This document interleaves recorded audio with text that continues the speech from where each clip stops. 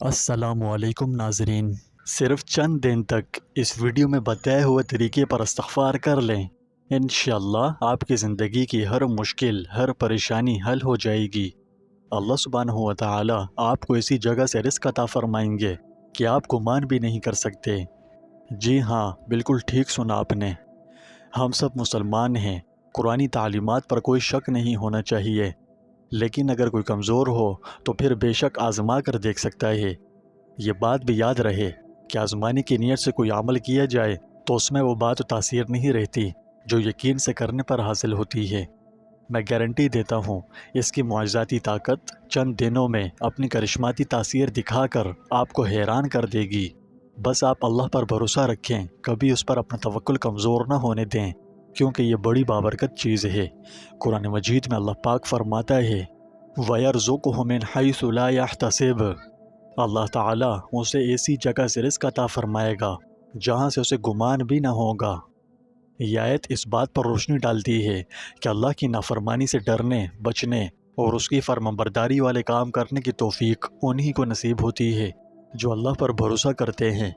تو توکل صرف وہی کرے گا جو اللہ سے حقیقی معنوں میں ڈرتا ہو، جو شریعت کی قائم کردہ حدود پر رک گیا، معاصی سے اجتناب کرتا رہا، تو اللہ تعالیٰ اس کا ہاتھ پکڑ کر اسے حرام سے حلال کی طرف، تنگی سے وسعت کی طرف اور جہنم سے جنت کی طرف لے جائے گا، اور اسے وہاں سے رزق عطا فرمائے گا جہاں سے اسے گمان بھی نہ ہوگا۔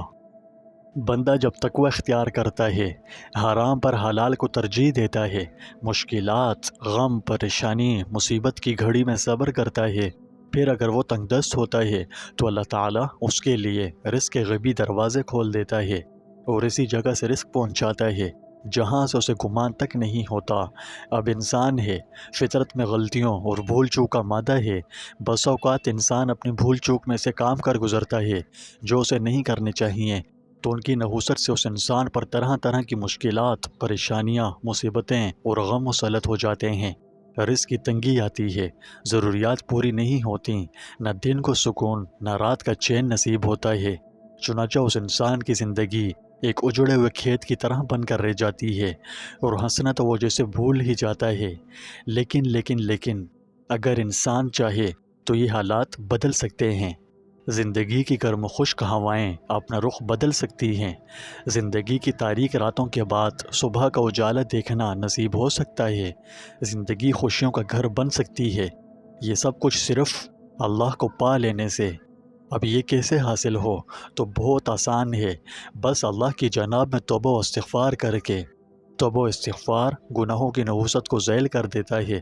نہیں، ایسا میں نہیں، میری کیا حیثیت، یہ اللہ کے پیارے نبی نے فرمایا۔ ملاحظہ ہو، حضرت ابن عباس رضی اللہ عنہ سے مروی ہے کہ نبی کریم صلی اللہ علیہ وسلم نے ارشاد فرمایا، جس نے کثرت سے استغفار کیا، اللہ تعالیٰ ہر غم سے اس کے لیے کشادگی پیدا فرما دیتا ہے، ہر تنگی سے نکلنے کا راستہ عطا فرما دیتا ہے، اور ایسی جگہ سے رزق عطا فرماتا ہے جہاں سے اسے گمان تک نہ ہو۔ سبحان اللہ، یہ ہے طاقت استغفار کی۔ چلیے میں آپ کو استغفار کی اہمیت سمجھانے کے لیے ایک پیاری سی مثال دیتا ہوں۔ میں چاہتا ہوں کہ آپ استغفار کو ایک سیڑھی کے طور پر تصور کریں۔ اس کی مثال ایسی ہے جیسے کوئی شخص پاؤں کے بل لڑکھڑاتے ہوئے گہری کھائی میں گر گیا ہو۔ کھائی کو آپ مشکلات، پریشانیوں اور مصائب کے طور پر، جبکہ پاؤں کے بل لڑکھڑاتے ہوئے اس میں گرنے کو گناہوں کے نحوست تصور کریں، ٹھیک ہے؟ جب انسان غلطیاں کرتا ہے، مسلسل گناہ پہ گناہ کرتا جاتا ہے اور اس سے باز نہیں آتا، تو پھر ایک وقت ایسا آتا ہے کہ گناہوں کی نحوست اسے مشکلات، پریشانیوں اور مصائب کی کھائی میں پھینک دیتی ہے، جہاں سے نکلنا اس کے بس کی بات نہیں ہوتی۔ وہاں سے نکلنا تبھی ممکن ہو سکتا ہے جب وہاں سے کوئی نکالنے والا ہو۔ ایسے میں جو چیز اسے وہاں سے نکال سکتی ہے وہ ہے اللہ کے پیدا کردے اسباب، جنہیں اختیار کرتے ہوئے کھائی سے نکلا جا سکتا ہے۔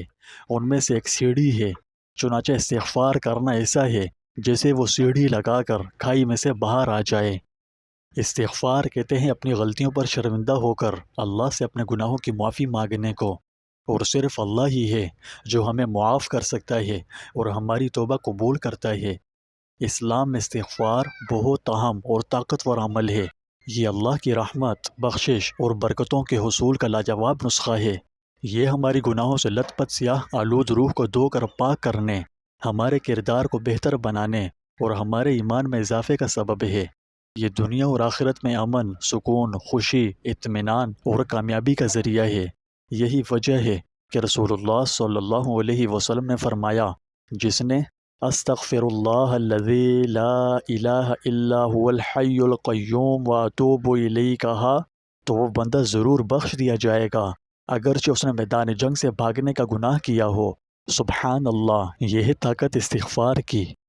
توبہ اور استغفار کی جو حقیقت اس میں بیان کی گئی ہے، اس سے آپ نے سمجھ لیا ہوگا کہ اس میں اصل اہمیت اور بنیادی حیثیت معنی، مقصد اور دل کی کیفیت کی ہے۔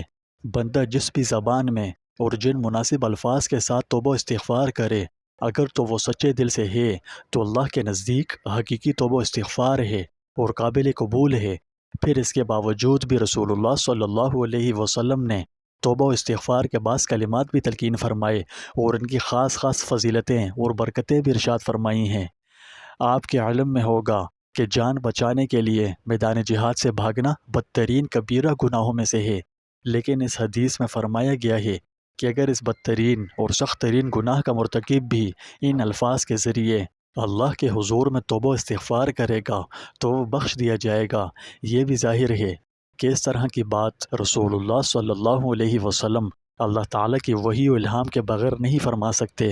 اس لیے سمجھنا چاہیے کہ گناہوں کے لیے معافی اور مغفرت کی درخواست کے یہ الفاظ خود اللہ تعالیٰ کی طرف سے تعلیم فرمائے گئے ہیں، اور ان الفاظ کے ساتھ درخواست کرنے والوں کے لیے بڑے سے بڑے گناہوں کی معافی اور مغفرت کا حتمی وعدہ بلکہ فیصلہ فرما دیا گیا ہے۔ لیکن یہ بات پھر بھی ملحوظ رہے کہ استغفار صرف الفاظ کا نام نہیں ہے۔ اللہ کے نزدیک حقیقی استغفار وہی ہے جو دل سے ہو، اور استغفار کو عام دعا نہیں ہے، یہ بیمار روح کے لیے شفا بخش دوا ہے، مایوسی کے عالم میں امید کی کرن ہے، زندگی کی کشتی کو پریشانیوں کے سمندری طوفانوں سے نکال کر پار لگا دیتا ہے، اور یہ ہے برکت استغفار کی۔